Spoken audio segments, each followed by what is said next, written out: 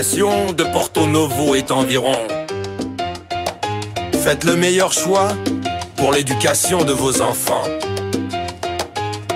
Choisissez le groupe scolaire La Merveilleuse, situé à Navier dans la ville de Porto Novo. Nous avons choisi de nous instruire à La Merveilleuse, une école de référence pour un enseignement de qualité dans un cadre propre et hygiénique. La Merveilleuse est mon école.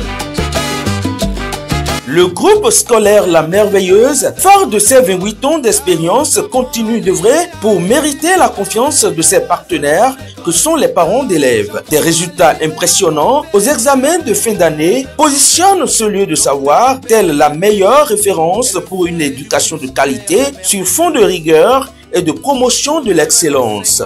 De la maternelle jusqu'à l'université, le groupe scolaire La Merveilleuse reste ouvert aux écoliers, élèves et étudiants pour leur meilleur devenir. Albert Aïgbede, fondé du dit groupe, nous parle ici de ses prouesses. Je m'appelle Dr Aïgbede Albert. Je suis didacticien de formation en sciences physiques et professeur certifié de sciences physiques. Le complexe qui est devenu groupe scolaire est composé, n'est-ce pas, de la maternelle, du primaire et du secondaire général et du secondaire technique, commercial et industriel actuellement. Et aussi, depuis 3 ans, nous avons aussi l'université dénommée Institut universitaire du professorat et de management, UEPM. Pour ce qui concerne le collège est composé comme d'habitude à tous les cycles, les 2 cycles.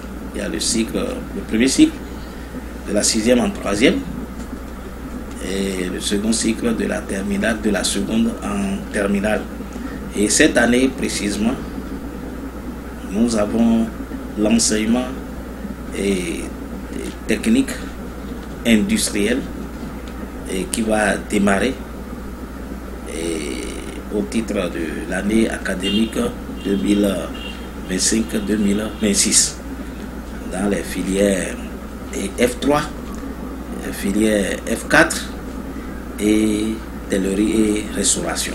Mais il est à signaler que déjà depuis toujours, nous avons l'enseignement technique commercial, précisément la G2, où nous présentons les enfants au CAP, aide comptable, et au bac G2. Cette année, plus précisément, les résultats au niveau de tout le complexe, de façon générale, se présentent comme suit. Au primaire, nous avons présenté au CEP un effectif de 144 écoliers au primaire. Et nous avons eu comme résultat 144 admis, avec un pourcentage de 100%. Au premier cycle du secondaire, le nombre de candidats que nous avons présentés au BPC au titre de l'année académique 2024-2025, et l'effectif est de 235 élèves. Et nous avons obtenu comme résultat 210 admis sur les 235 avec un pourcentage de 89,36%. Alors, au second cycle, je parle de l'enseignement général et technique commerciale. Voilà. Nous avons présenté 219 élèves au bac et nous avons obtenu 188 sur les 219 avec un pourcentage de 85,84%. Alors, et de ce nombre, on peut aussi notifier que nous avons reçu quand même parmi les admis quelques mentions. Nous avons une mention très bien, 17 de moyenne en série D, et 12 mentions bien et 50 mentions assez bien.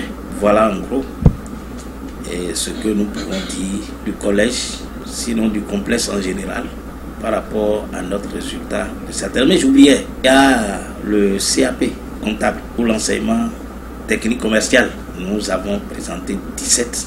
On a eu 16 admis sur 17. Ça faisait un pourcentage de 94, et quelques. Faisant de l'obligation de résultat son leitmotiv, Dr Albert Aïgbede insiste sur la dynamique de la continuité des nouveaux bacheliers issus du groupe scolaire La Merveilleuse au niveau de l'Institut universitaire du professorat et de management qui en réalité n'est rien d'autre que l'université de La Merveilleuse. Bon, et je voudrais dire à mes parents d'élèves que je dois les remercier. Remercier sincèrement pour la confiance qu'ils ont continué de placer en nous depuis toujours. Parce que l'établissement a quand même un âge. Nous, l'année scolaire 2025-2026 nous permettra d'aborder notre 28e année d'existence.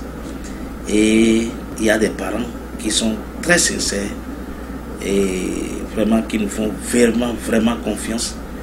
Et d'autres sont déjà partis, c'est les petits-fils qui sont là, sinon ou bien les arrière-petits-fils qui sont là aujourd'hui, parce que nos propres élèves aussi qui ont fréquenté ici, vous voyez, 28 ans, ils sont déjà grands, ils sont déjà des pères de famille. Je crois que ce sont les enfants de nos anciens élèves que nous récupérons déjà à partir de la maternelle et de primaire aujourd'hui. Alors cette confiance mérite d'être félicitée, encouragée aussi. Et sans ces parents, on ne peut pas exister. Et vous voyez aussi, ces enfants-là, voilà, ils passent. Maintenant, il y a l'université aussi. Quand ils vont aussi là-bas, vous voyez que les dépenses s'alourdissent. Et ils sont toujours dedans.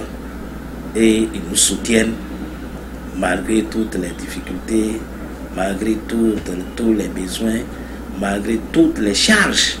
Et je les exhorte, n'est-ce pas, à continuer de nous faire confiance. De nous faire confiance. Et je voudrais profiter pour leur faire un coucou par rapport à l'université que nous avons créée. À bon 20 points d'enseigne, La Merveilleuse n'est pas un établissement qui est créé pour se faire de l'argent et de l'argent pour l'argent. Mais c'est un établissement qui est créé pour aider. Et notre premier objectif, c'est d'amener nos enfants à forger leur personnalité et à peu de temps obtenir quelque chose de concret et d'entrer très rapidement dans la vie active. Vous voyez, et même sur les élèves, nous exerçons les mêmes pressions parce que rien de beau ne s'obtient dans la pagaille, dans la paresse. Nos anciens élèves devenus étudiants après l'obtention du bac, les conditions dans lesquelles ces enfants-là restent ici, la discipline et le sérieux que ces enfants-là observent avec nous ici pour avoir le bac, nous avons pensé que si on les laisse en si bon chemin, l'expérience a montré que ça n'a pas toujours fait du bien au plus grand nombre. Que lorsqu'ils finissent, lorsqu'ils ont le bac et ils quittent vraiment ce sillage-là, ils se retrouvent ailleurs, c'est comme si tout est permis et ils pensent qu'avec le diplôme, le bac, et on a tout obtenu. On a tout obtenu déjà. Or, c'est faux. C'est à partir du bac que encore le plus dur commence. Parce que sans au moins la licence aujourd'hui, Une licence, pas n'importe quelle licence. Une licence que l'enfant, lorsqu'il le fait, il faut qu'il soit en mesure de se prendre en charge ou d'être utilisé déjà vraiment sur le marché du travail. C'est cette intention que nous avons eue pour créer l'université. Moi, je souhaite que la confiance qu'ils ont placée en nous, n'est-ce pas, au collège, au primaire et à la maternelle, l'université est la continuité vraiment de cette rigueur, de cette discipline. Et déjà, les élèves qui ont eu le courage de continuer avec nous, ils sont en train de finir maintenant la licence. Ils ont soutenu brillamment. Ils ont soutenu brillamment. Brillamment, ils ont soutenu. Et ils sont en train aujourd'hui de préparer leur examen national. Et nous sommes là avec eux. On va maintenant à l'université là. On les verra en train de faire les TD avec les professeurs que nous avons mobilisés pour la cause. Le phénomène que nous déplorons, c'est quand les enfants disent il ne peut pas faire de la maternelle en terminant la merveilleuse et après à l'université encore continuer encore à la merveilleuse. Qu'est-ce que cela a à voir? C'est parce qu'ils cherchent des alibis pour aller vraiment se libérer et vraiment se livrer à eux-mêmes. Quelle conscience les enfants ont? Un enfant de 16 ans, 17 ans, même 18 ans. Et moi je pense qu'avant de lâcher l'enfant, il faut un minimum de licence. Il a au moins la licence, il peut vraiment monnayer tout ça là dans la vie active. Et le fait qu'il ait fréquenté et qu'il ait perdu tant de temps vraiment à l'école, ce ne serait plus du gâchis qui va s'arrêter seulement au niveau du bac, ou après le bac on passe des années à l'université sans succès. Moi je souhaite que ces parents vraiment accompagnent ces enfants là et arrivent à les convaincre, parce que ce que j'entends de nos élèves d'ici par rapport à cette université, ça me donne de la chair de poule, ça me donne de la tristesse un peu. Mais je pense que ça va arriver, ça va venir. Ils vont comprendre. L'homme n'aime pas la rigueur. Mais je pense que quand on veut obtenir quelque chose de sérieux, il faut vraiment continuer dans la rigueur. Sinon, on risque de regretter après. Donc, je les exhorte à sensibiliser leurs enfants, à ne pas aller trop loin pour chercher ce qu'ils veulent obtenir, ce qu'ils veulent devenir après le bac. Chez nous, nous avons 3 groupes de choses là de formation. Nous avons la formation de métier d'enseignant. Il y a le métier d'enseignement. Nous formons, nous avons l'autorisation à former les enfants pour le BAPES en mathématiques, informatique, BAPES en physique, chimie et technologie. Et nous avons l'ambition de poursuivre en lettres modernes et autres. Voilà par exemple des filières dans lesquelles vous finissez les 3 ans, mais c'est fini. Vous allez commencer par vous prendre en charge parce que vous êtes immédiatement utilisé sur le marché de l'emploi. Qu'est-ce qu'on veut pour les enfants? Après ça, nous avons la filière informatique. La filière informatique, aujourd'hui, nous avons le système informatique et logiciel. Mais nos enfants, déjà même après la fin de la première année, ils commencent déjà par faire des programmations, par composer déjà des sites web pour des gens. Ils prennent de l'argent, 300 000 par là, ceci par-ci, par-là. Ceux-là ne peuvent pas finir la licence et chômer. Après ça, nous avons les filières de gestion. Nous avons ce qu'il faut pour eux. Le mythe, je ne peux pas faire la merveilleuse de la 6e jusqu'en terminale avant le bac. Je ne suis pas né pour la merveilleuse seule. Moi, je pense que s'ils peuvent vraiment se départir vraiment de ce sentiment qui n'est pas qui n'est pas de nature à leur faire du bien, s'ils peuvent se départir de ça, je pense que avec amour que nous avons pour eux au secondaire, nous sommes là à l'université pour les accueillir avec le même amour, le même rythme de travail, le même sérieux, et en 3 ans, ils ont ce qu'il faut. Même si après ça, le parent n'a plus les moyens pour continuer avec eux, Ils pourront vivre et bien vivre et ne rien regretter d'avoir étudié dans leur vie. Voilà un peu ce que je pourrais dire. Et j'ai été un peu plus long, un peu par rapport à ce phénomène de l'université où j'entends que mes élèves, c'est à cause d'eux que moi j'ai ouvert l'université.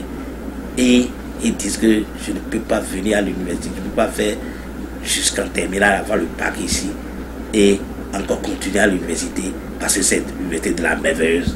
Or, le sérieux que nous avons là, ce n'est pas sûr qu'on ait ce sérieux là partout parce que nous savons ce qui se passe. Moi, je ne dirai rien, mais nous savons ce que nous faisons et ce que nous ferons aussi pour garder notre crédibilité. Les parents qui nous font confiance, ils n'ont qu'à comprendre et travailler les enfants, ils n'ont qu'à venir à la merveilleuse. Ils n'ont qu'à venir à l'institut universitaire de professorat et de management. Nous allons voir les choses avec eux et on sera en partenariat gagnant-gagnant. Merci beaucoup. Plus loin, toujours à Navier, l'équipe de Méné Lumière TV a rencontré la directrice du primaire. Elle a fait l'état des lieux de l'établissement en mettant en lumière ses performances. C'est Madame Aïbede Pélagie, Nébankole. Nous avons de la maternelle au CM2 jusqu'au CM2. Nous avons au moins 4 classes de maternelle, 3 classes de CI, 3 classes de CE, 3 classes de C2, 3 classes de CM1 et 3 classes de CM2. L'école est située à Port-Nouveau, au quartier Anavier, dans l'avant faisant face au siège de l'Union des femmes méthodiques Bénin à Port-Nouveau. Nos prestations, chaque année, on a presque les 100%. Cette année, nous avons eu un cachet particulier, on en avait. Mais cette année aussi, on a eu 144 sur 144. Et en plus de ça, nous avons 2 élèves parmi les 50 premiers du Bénin. Nous avons un qui est 8e et un qui est 34e. L'école, c'est une école qui a la rigueur, qui travaille bien. Et tout ça, c'est grâce à Dieu, notre Seigneur Jésus, qui nous donne la force chaque fois, qui donne la force aux enseignants, qu'on doit beaucoup remercier. Nous avons chaque enseignant par classe. Et en plus de ça, j'ai encore derrière moi 4 directeurs qu'on appelle les directeurs académiques, les 2. Ce sont eux qui nous aident à faire le travail, qu'on soit là ou pas. Ils ont instauré la rigueur, un travail assidu et pas de retard. Ce qui fait que le travail marche bien. Nous remercions les parents qui nous ont fait confiance et envoyé leurs enfants vers nous. Les remercions parce qu'ils nous aident aussi dans la tâche.